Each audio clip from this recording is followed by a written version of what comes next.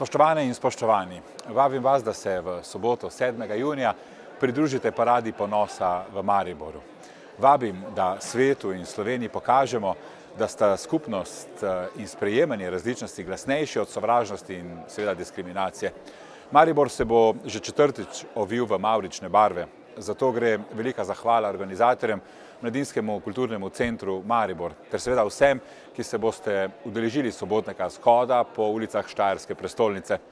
Hvala predvsem za sporočilo, da izključevanju ni mesta ne v Mariboru in ne v Sloveniji. Ravno parada ponosa nas, milijone ljudi vseh generacij, stanov, izobrazbe, spolne usmerjenosti in nacij že desetletja po vsem svetu združuje z jasnim sporočilom. Sporočilom močnejšim in od rigidnih družbenih, žal tudi političnih zablod. Parada ponosa kliče k odgovornosti, da smo ne glede na naša prepričanja dolžni pogledati vase in najti moč preseganja sovraštva.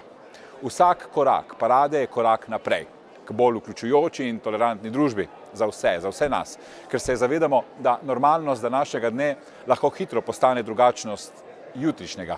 Pred uničujočimi predsodki in seveda stereotipi ni varen prav nihče. Še danes lahko ustrezamo normam tako imenovane večine, že jutri pa smo odrinjeni na rob, ker čutimo in mislimo po svoje in svoje življenje živimo drugače od pričakovanj.